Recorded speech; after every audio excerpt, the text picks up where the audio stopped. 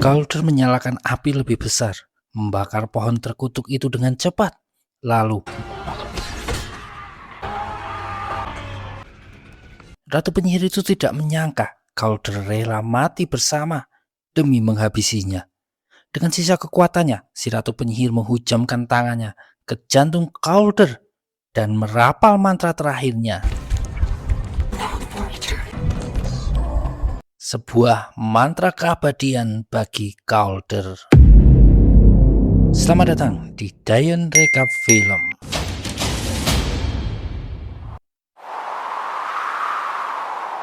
Calder adalah salah satu dari para ksatria yang memasuki hutan terkutuk, sarang dari Ratu Penyihir. Dia dan pasukannya berniat mengakhiri kekuasaan sihir gelap, tapi tentu tidak mudah. Mereka diserang akar pohon yang bergerak liar dan para penyihir jahat yang sembunyi di balik akar-akar itu tadi. Meski begitu, Calder dan para ksatria lain punya senjata yang bisa melawan kekuatan sihir, yaitu pedang yang bisa menyatu dengan api. Campuran elemen besi dan api itulah yang bisa melawan, bahkan melukai si Ratu Penyihir. Calder sempat terhempas ke dasar pohon terkutuk. Ratu Penyihir sendiri yang datang buat mengalahkannya. Badan besar Calder hampir ditelan akar-akar pohon terkutuk. Tapi lagi-lagi, api bisa menyelamatkannya. Calder menyalakan api lebih besar, membakar pohon terkutuk itu dengan cepat. Lalu, Ratu Penyihir itu tidak menyangka Calder rela mati bersama demi menghabisinya. Dengan sisa kekuatannya, si Ratu Penyihir menghujamkan tangannya ke jantung Calder dan merapal mantra terakhirnya. Sebuah mantra keabadian bagi Calder. 800 tahun berlalu. Di dunia modern yang kita kenal sekarang, penyihir hidup berdampingan dengan manusia. Meski mereka harus hidup secara rahasia dan dilarang memakai sihir pada manusia. Siapa yang mengawasi aturan itu? Yaitu Ordo Kapak dan Salib, organisasi yang akan mengirim seseorang buat menangkap penyihir yang melanggar aturan. Dan orang yang ditugaskan adalah Calder, satu-satunya pemburu penyihir yang masih hidup sampai hari ini. Ya, kutukan Ratu Penyihir benar-benar bekerja. Calder tidak menua sedikit pun.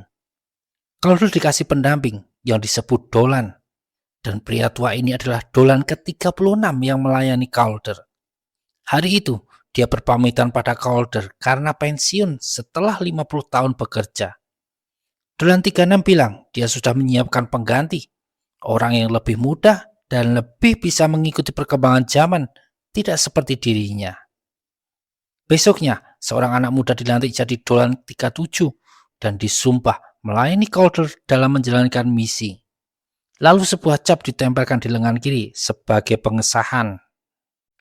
Tapi bersamaan dengan hari itu, ada kejadian menyedihkan.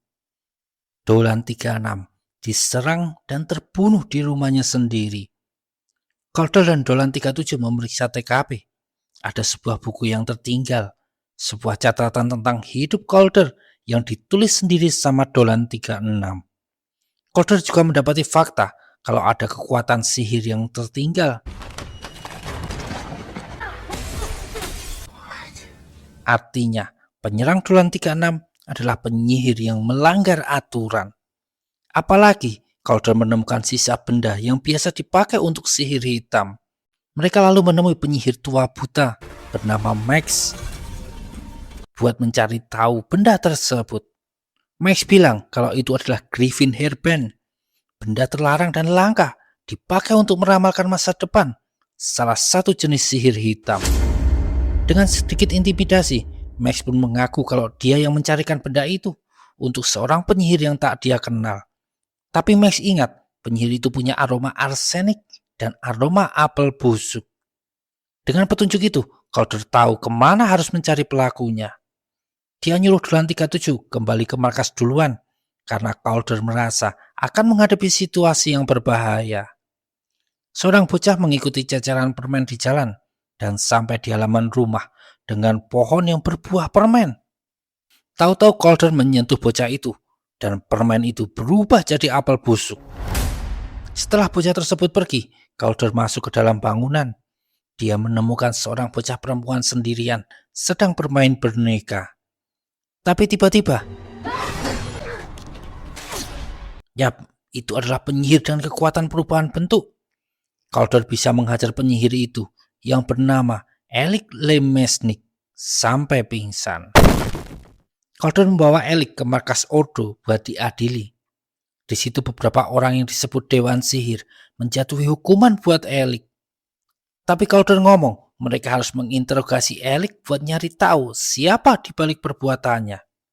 Calder yakin itu, karena sihir pengubah bentuk adalah mantra kuno yang tidak pernah terlihat sejak 800 tahun lalu. Di era Ratu Penyihir, jadi tidak mungkin penyihir muda seperti Elik bisa mendapatkannya kalau tidak ada yang memberitahu. Tapi para dewan yang berisi boomer itu tidak mau mendengarkan suara Calder dan tetap mengasih hukuman buat Elik. Calder lalu memeriksa jasad Dolan 36. Dia menemukan kalau mantan rekannya itu terkena kutukan dan belum mati sepenuhnya.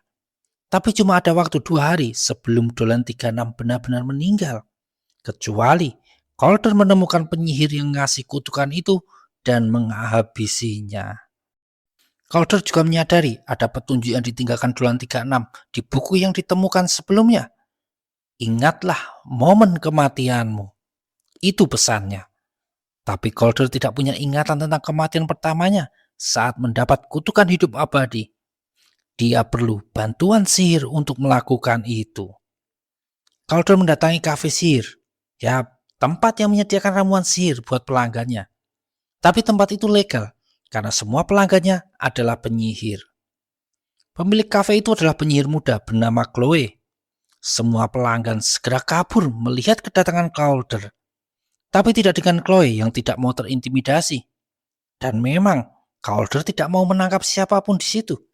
Dia membeli ramuan mimpi yang dipakai untuk membuka kenangan yang terlupakan. Ingatannya kembali pada momen perburuan Ratu Penyihir. Calder melihat bagaimana tubuhnya sudah berubah jadi arang karena ikut terbakar. Tapi belum selesai dia memeriksa, tahu-tahu ada suara keras membangunkannya. Dan Calder terbangun di lantai kafe dengan tangan sudah terborgol.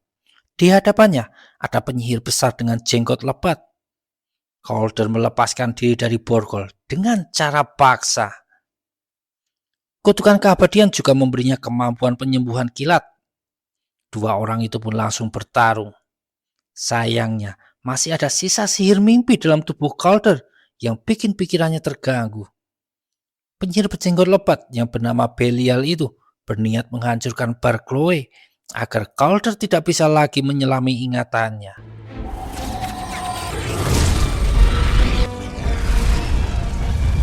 Untungnya, Chloe bergerak cepat memberi penangkal ramuan mimpi. Calder terbangun, tapi Belial keburu melarikan diri. 800 years, you run out of wisdom. Chloe kembali ke rumah dan meratapi kafenya yang hancur. Tiba-tiba, dia merasakan kehadiran lain di situ. Dan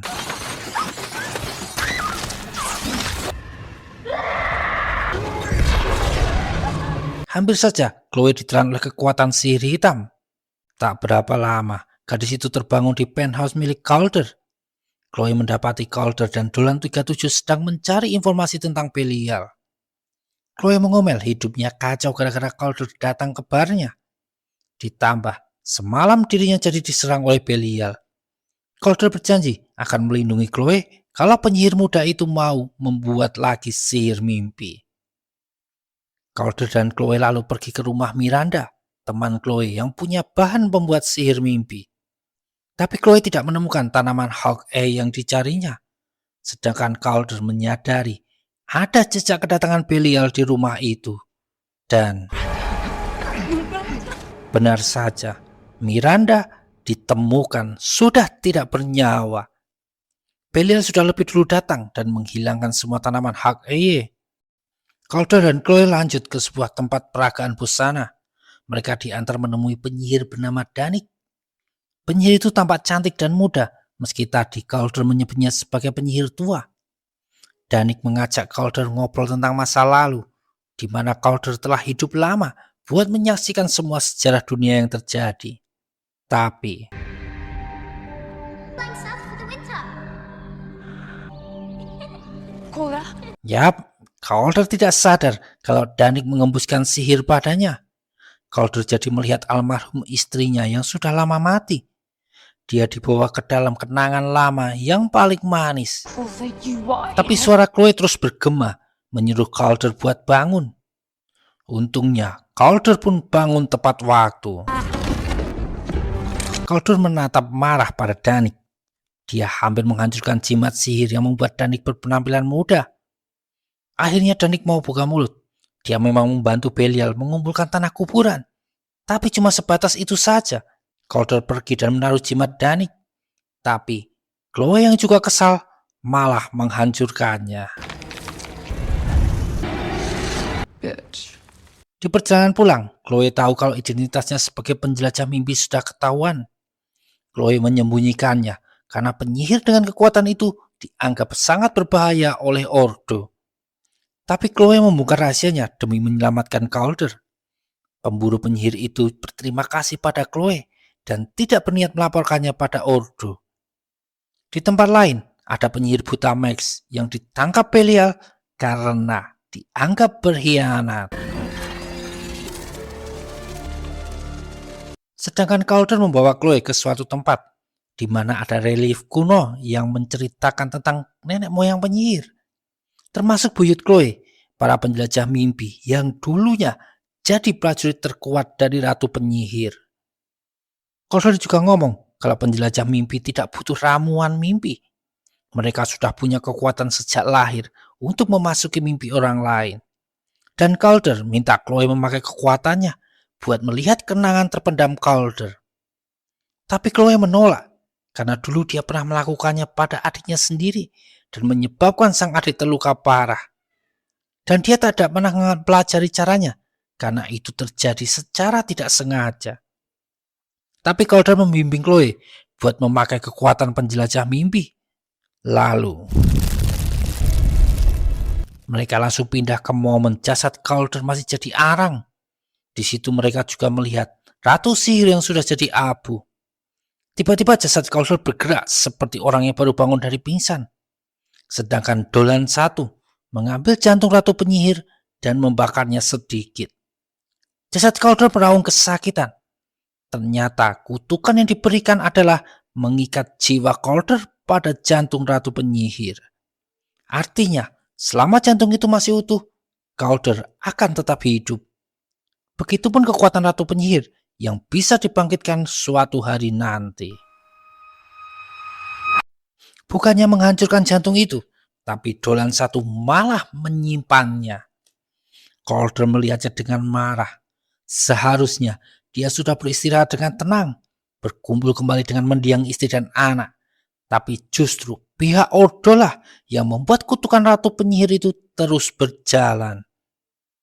Calder kembali dengan marah. Dia langsung mendorong Dolan 37 dan menuduhnya terlibat dalam konspirasi jantung ratu penyihir. Dolan 37 tidak membantahnya, karena itu rahasia yang turun-temurun diwariskan pada setiap Dolan. Calder murka. Dia sekarang tahu niat Belial adalah menghidupkan kembali ratu penyihir. Dolan 37 cerita kalau kemungkinan besar Dolan 36 diserang saat dia hendak menghancurkan jantung terkutuk itu. Tapi tidak sempat dan malah Belial berhasil mencuri benda itu.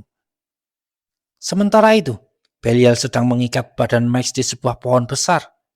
Dia lalu mengubur jantung sang ratu penyihir dengan banyak tanah kuburan. Mantra diucapkan dan akar-akar muncul dari tanah, mengikat tubuh Max dengan erat. Calder sendiri sudah menyusul ke tempat tersebut, tapi yang ditemukannya cuma pohon besar tanpa daun. Dan tiba-tiba, Belial menyerang dari belakang. Untungnya Calder bisa melawan balik. Tapi itu cuma pengalian. Max yang tubuhnya sudah dipakai oleh ratu penyihir menghujamkan tangannya ke dada Calder. Dia menarik kembali kekuatan sihir keabadian yang ditanamkan pada Calder 800 tahun lalu. Sekarang, ratu penyihir sudah kembali hidup. Calder tahu dunia sedang dalam bahaya besar. Calder kembali ke rumah dan mendapati Dolan 36 sudah siuman karena Belial sudah mati. Calder cerita kalau Ratu Penyihir akan membangkitkan lagi wabah kematian, dan itu memerlukan para penyihir hitam yang ditahan dalam penjara Ordo Kapak dan Salib. Secara tidak sengaja, pihak Ordo lah yang telah menyiapkan kebangkitan Sang Ratu. Calder lalu mempersiapkan diri untuk peperangan terakhir. Dia melarang Chloe ikut, karena sekarang Calder sama seperti manusia lainnya, bisa terluka dan mati. Tapi Chloe tetap bersikeras membantu, ditambah dengan Dolan 37. Mereka mendatangi markas Ordo yang sudah hancur dan para dewanya juga sudah dibantai. Di dalam penjara, Calder menjelaskan kalau Ratu Penyihir menyambungkan semua pikiran untuk merapalkan satu mantra panjang. Karena mantra wabah sihir tidak bisa dilakukan sendirian, bahkan oleh Ratu Penyihir sekalipun. Satu-satunya cara menghentikannya adalah menghancurkan paling tidak satu pikiran penyihir yang dikuasai oleh Sang Ratu. Calder dengan berat hati ngomong kalau itu cuma bisa dilakukan oleh Chloe, si penjelajah mimpi. Chloe tidak keberatan. Dia segera meletakkan tangan di badan Elik, salah satu penyihir yang sedang komat-kamit dalam kondisi tidak sadar. Chloe segera masuk ke dalam pikiran Elik yang mirip tanah terkutuk. Sedangkan Calder harus menghadapi monster besar yang dulunya penjaga penjara itu. Calder sempat menghancurkannya, tapi monster tersebut kembali utuh. Calder melompat ke atas monster itu. Yap, dia menarik keluar artefak sihir yang menghidupkan monster itu dan menghancurkannya. Calder berpesan pada Dolan 37 akan mengawasi Chloe. Sementara dia bergegas mencari Ratu Penyihir buat tanding ulang. Sedangkan Chloe sendiri berhasil menemukan inti pikiran Elik. Di situ dia bertarung melawan Elik. Dan untungnya, Chloe berhasil mengalahkannya. Bersama dengan itu, tubuh asli Elik juga meninggal. Calder sendiri malah melihat keadaan dunia yang dipenuhi tanaman liar dan gedung terbengkalai, tanpa satu manusia pun. Ratu Penyihir muncul dan ngomong kalau itulah masa depan yang akan dia buat.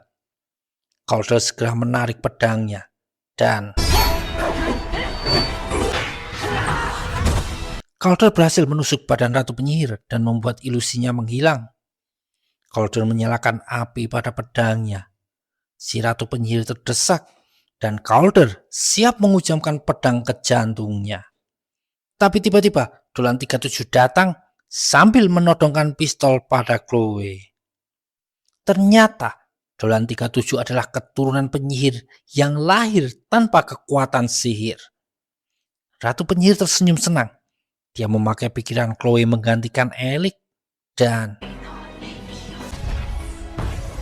wabah sihir menyebar keluar, membawa kematian pada dunia. Ternyata Dolan 37 berharap diberi kekuatan sihir sama Sang Ratu. Tapi penyihir jahat itu tidak mengenal kata balas budi. Yap, Dolan 37 mati sebagai seorang pengkhianat. Sedangkan Calder memaksakan tubuhnya bergerak. Dia memasukkan 3 relik cuaca dalam kubangan air dan menciptakan badai di dalam ruangan tersebut. Calder bangkit. Dia melemparkan pedangnya ke arah Ratu Penyihir. Pedang itu bereaksi dan menarik petir, lalu membakar tubuh Sang Ratu. Wabah kematian yang hampir saja menutupi seluruh dunia pun langsung rontok seperti daun kering. Chloe tersadar dari pengaruh sihir. Dia bergegas menghampiri Calder yang terbaring di tanah. Calder menyadari lukanya sembuh sendiri. Dia pun segera menghampiri jasad Sang Ratu dan berniat menghancurkan jantungnya. Tapi Chloe menghentikan Calder dan ngomong kalau tadi dia sempat mengintip pikiran Sang Ratu. Ternyata ada sosok yang lebih jahat lagi sedang menunggu kebangkitannya. Chloe bilang dunia akan kehilangan penjaganya kalau Calder mati sekarang. Calder pun setuju, tapi dia sendiri yang akan menyimpan jantung Sang Ratu. Calder pamit pada Dolan 36, karena setelah ini dia tidak lagi berhubungan dengan Ordo dan akan menjalani hidupnya yang tidak sendirian lagi. Ada Chloe bersamanya. Dan tamat. Terima kasih sudah menonton. Jangan lupa kasih like juga komen. Dan sampai jumpa di video berikutnya.